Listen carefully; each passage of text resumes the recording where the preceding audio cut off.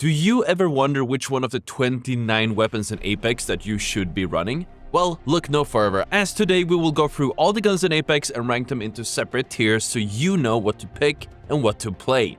Let's dive into it. Let's start off with the Havoc, one of the few guns that start off really good and then somehow gets worse as you keep upgrading it. The turbocharger lowers your DPS from the amazingly high 202 to just 190 and makes it feel kind of slow in comparison to other weapons in this video. Looking past that, it's good for jitter aiming and consistent damage, so it goes into the C tier. If you prefer a slower, more or less powerful weapon, the Flatline might be for you. It's relatively easy to control over ranges with a high per shot damage and can be considered a pretty consistent weapon. That being said, the Flatline has a noticeably lower DPS than the Havoc at both of its stages, with about the same level of control, so it will go into the D tier. Now let's talk about the Hemlock, the Apex weapon equivalent of finding socks under the Christmas tree. The last time the Hemlock was considered good, ASU still played the game. While it does have some decent damage, it's consistent at best at a very low damage per second of 169, and not just enough ammo to make it worthwhile as a care package weapon with limited ammo.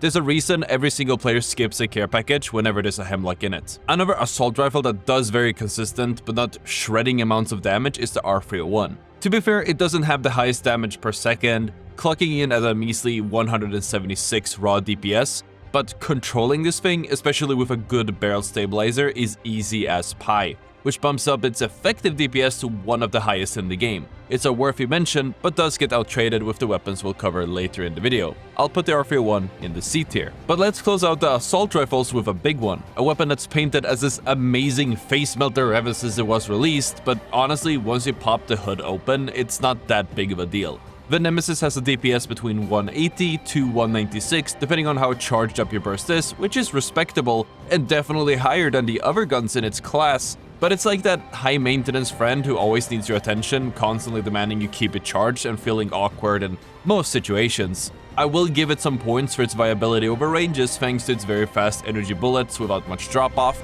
but I can't really call it an S-tier gun like a lot of people seem to make it out to be. Now, normally I would place it really low, but in the spirit of compromise, I will concede and put it in the B tier. Let's dive into the SMGs with the Alternator. This little fella is like a well-behaved puppy, easy to handle, it doesn't drag you down, and can be accessorized with a snazzy digital threat. But its DPS of 160 is about as intimidating as a hamster, especially when stacked up against the big dogs we've got lined up with the higher tiers of the video. It belongs in the E tier, as in it will not ever be crafted. Next up is a Prowler Purse PDW, another weapon that works a little bit different than the other SMGs. By only allowing you to use it in the burst fire mode, you can deal up to 75 damage per burst, which would allow you to free burst a red armored enemy, assuming you hit every single bullet. It's pretty ammo efficient as far as the magazine size goes, but it doesn't actually have that high of a DPS if you do all in, clocking in at only 175 damage per second, about as thrilling as a bowl of lukewarm oatmeal. As such, we'll be keeping the Prowler in the C tier. The R99 has again received some tweaks this very season, because they went way overboard with giving it extra damage per second all the way up to 216 the last time around. And after that stunt, you'd think that the devs would dial down the bullet damage this season, right? But no, instead the R99 deals the same damage per bullet, but has one less bullet per magazine. That's it, one less bullet. Admittedly, that does mean you have less wiggle room to hit a one clip, but assuming you hit every single body shot, the R99 will still one clip a red armored enemy without an extended magazine. As such, I will still consider it S tier. Moving on, we have the Volt, which is that one gun that doesn't really have any significant stats. It feels kinda wonky to use, but still somehow manages to surprise me every single time. It has a DPS of 180 and a decent enough range, but its main strength seems to be its hipfire, which is incredibly consistent over close to medium ranges, especially compared to any other gun in the game, so I will put it in the D tier. And then, of course, we have the last of the SMGs, the Car SMG, the Swiss Army knife of the SMGs, if you may. Sure, the recoil is hard to control, which, by the way, is really just the inverse of the R99, so dishing out significant damage isn't that hard, especially thanks to its larger magazine size, allowing you to deal up to 240 damage per magazine without an extended magazine equipped, at a damage per second of 202. Not only that, but thanks to it taking either light or heavy ammo, as well as either a light or heavy magazine, it is incredibly valuable for you and your team's overall gear and economy. Now, obviously, I'll always try to build a car with a light magazine and then carry light ammo just in case I found the R99, but it is a great stepping stone and definitely belongs in the A tier. But enough of the SMGs, and let's take a look at some LMGs. The Devotion is a weapon that promises so much yet delivers so little. It's like that fancy sports car that costs millions of dollars that looks so good, but once you take it to the streets, it gets beat by a Honda Civic. Sure, it gets a little better when fully kitted out with a barrel stabilizer, a purple magazine, a decent sight, a purple stock, and a turbocharger, but that's a shopping list longer than a kid's Christmas wish list. And even if you do manage to gather all of these attachments, the reward is underwhelming. The Devotion still has a noticeable ramp-up time even with a turbocharger, making its initial DPS about as intimidating as a sleepy kitten. Most other guns will outtrade it, and if both players all in, assuming they hit about the same rate of shots, the non-Devotion enjoyer will win almost every fight. As much as I enjoy using the Devotion for the fun and the cheese factor, I simply can't justify picking it over any other weapon. It's like choosing a unicycle for a road trip when you have a perfectly good car in the garage. F tier. Let's move on with what could end up being a huge mistake from Respawn, namely the L-Star. Or do we call it the W-Star now? Anyways, with the new season putting the L-Star in the care package, it received Disruptor rounds that ups its damage by 60% against armored targets, giving it a DPS of 250 against armored targets, 160 without. It deals 25 damage per shield hit. It also has bullet piercing, where the bullets will go straight through your target and hit the ones behind it, as well as an improved projectile growth and a better recoil pattern to give it better controllability. It also comes with a whopping 324 spare ammo, making it the perfect gun to deal a lot of opening damage against a team before pushing in. It did receive a decrease in its visual clutter, but honestly, after using it for a little while, I can safely say that the clutter definitely holds it back from being in the S tier among the greats like the R99, and it serves a purpose as a fight initiator rather than the gun to seal the deal.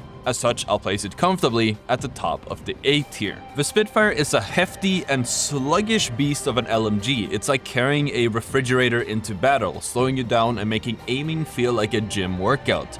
And even if you do manage to slap some attachments on it, it still only churns out a lackluster DPS of 162, which, believe it or not, is on par with the Alternator. Now, there might be some Spitfires out there who swear by it, but let's be real, they rely on enemies running out of bullets while they hide behind their massive magazine size, rather than relying on dealing actual damage. So you should probably take their opinion with a grain of salt.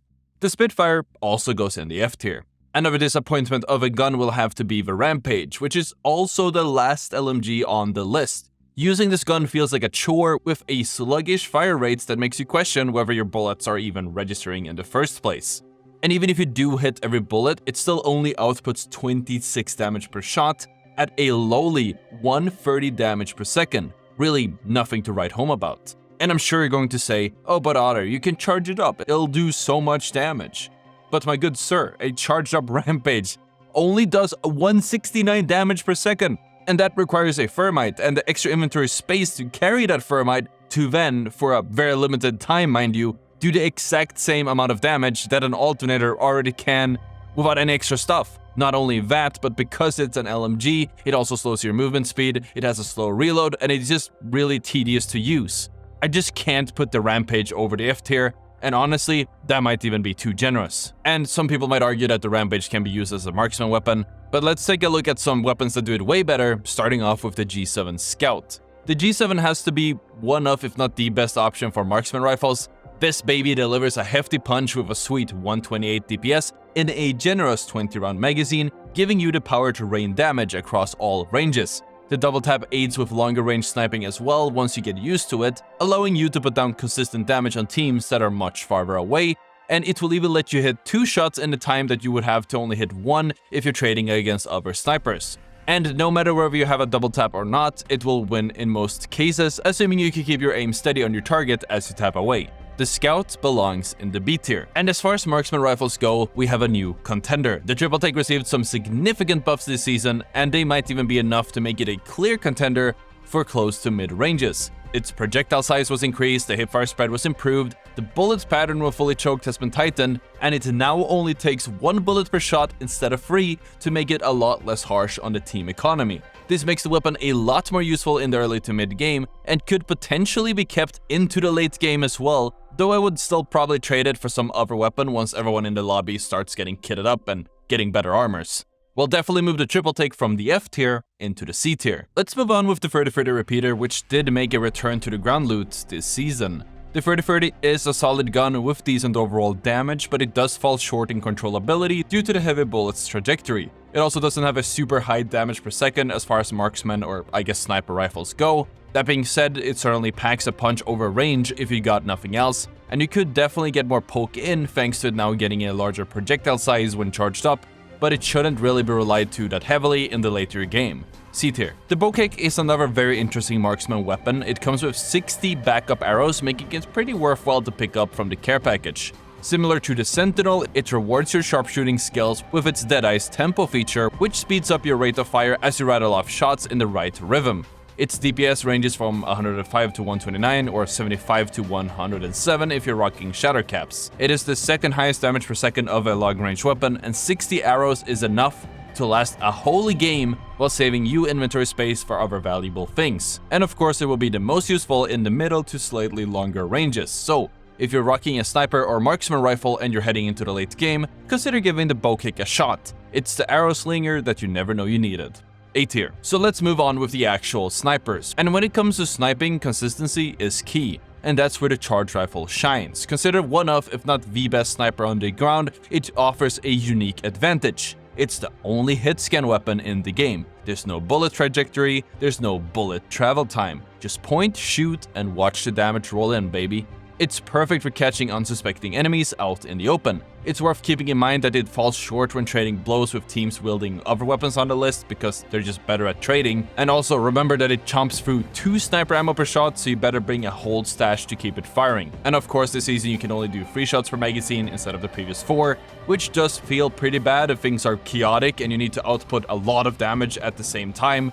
But if you find yourself in a solid central position, loaded up with ammo, and have a burning desire to leave your mark, this weapon can turn into a damage-dealing machine and maybe even a kill-farming wonder. Just remember, with great power comes a lot of sniper ammo. I'll put the charge rifle in the A tier. Next up is a more traditional sniper, the longbow DMR, which is more or less the sniper ammo sibling of the 3030 repeater. It's like the older, wiser cousin who knows how to hit hard and keep things in check. With its solid controllability and sky-high damage output, it's the sniper rifle with the highest odds of knocking down and of course finishing an enemy. Plus, let's not forget, it's more likely to be decked out with fancy scopes compared to the 3030 counterpart.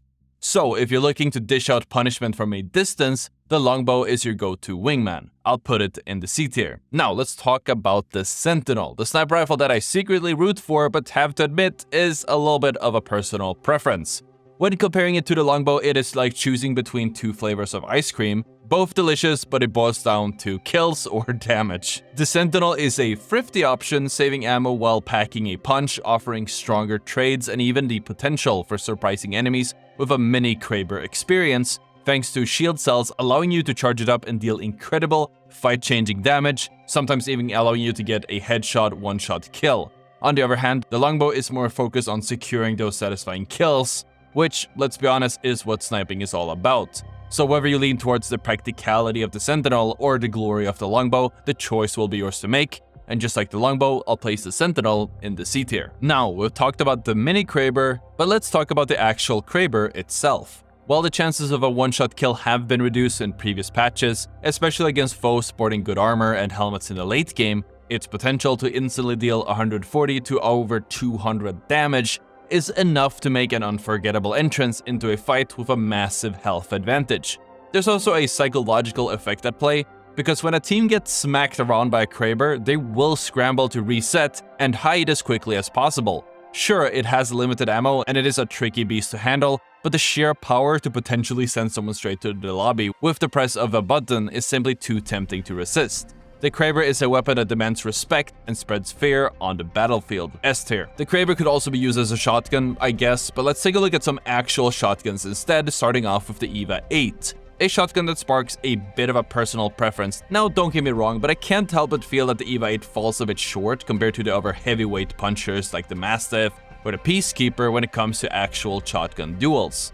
It is more of a all-in weapon, resembling an SMG rather than a true shotgun powerhouse. Keep in mind, assuming it is weaker than all the shotguns, it is also much weaker than any real SMGs. So while the EVA 8 has its charm and its place, it might not have the same swagger as the pump shotgun counterparts, and as such belongs in the D tier. Moving on with another shotgun is the Mastiff, another weapon that just continues to be a letdown. As far as shotguns go, and compared to the other pump shotgun counterparts, which we will get to later, it has very inconsistent damage unless you get way too close, and should really only be used and considered as a E tier placeholder until you find something better. And that something better might very well be the Peacekeeper, the shotgun that has its place along most other secondaries. Because after all, shotguns are more like trusty sidekicks rather than must-have primary weapons.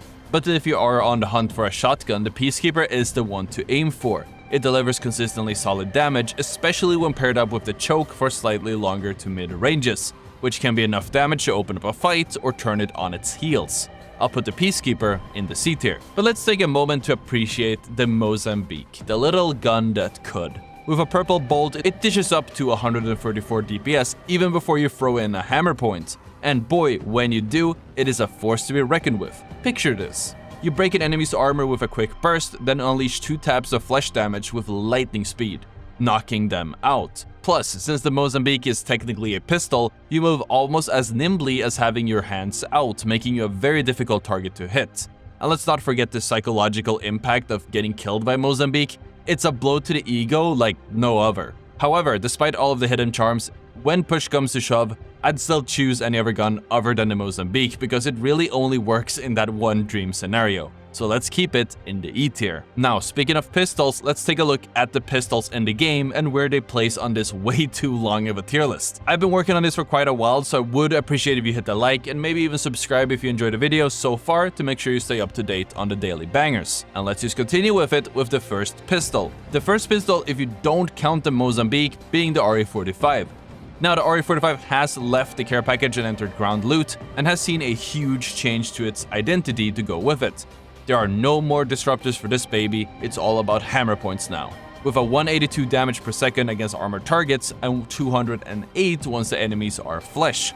But here is the catch, before you crack that enemy armor, it doesn't really feel like it makes that much of a dent. And if you do manage to crack it after you found a hammer point, it's still only comparable to a car in terms of damage, and it does way less than an R99. As such, I will place the RE45 in the B tier. And the P2020 also suffers from the same problem that the Mozambique does, and I guess the RE45. They're a hammer point weapon. It heavily relies on the enemy already having their armor cracked. If the enemy is cracked, hitting someone who's on flesh with a P2020 that's equipped with a hammer point attachment does deal 27 damage per flesh shot, which isn't really that bad, right? Well, as a mouse and keyboard user, it's honestly really challenging to track the enemy while frantically spamming the shooting button. It's trying to juggle with 4 balls at once. And of course, assuming you hit every shot, you only need 4 bullets to take someone down after the initial crack. But let's face it, when it comes to securing kills, I'd rather rely on a less quirky weapon. D tier. And of course, who can forget the Wingman? A gun that demands high skill and offers a very high risk to reward ratio. The silver lining being that it is incredibly efficient when it comes to ammo and inventory management. A few stacks will last you the entire game without hogging up all your precious inventory space. The Wingman is versatile, serving as a long-range poke weapon or a close-range flashy shooter, dishing out a solid 117 DPS. And sure, that might not sound like a lot, but as a single-shot weapon, it lets you play it smart, taking cover and avoiding significant damage trades. And due to all of this, despite many people disagreeing, I will place the Wingman in the A tier. And those are all the guns. If you're interested in hearing my legend picks for Season 17, check out the video on the screen. Thank you so much for watching, and I will see you all tomorrow.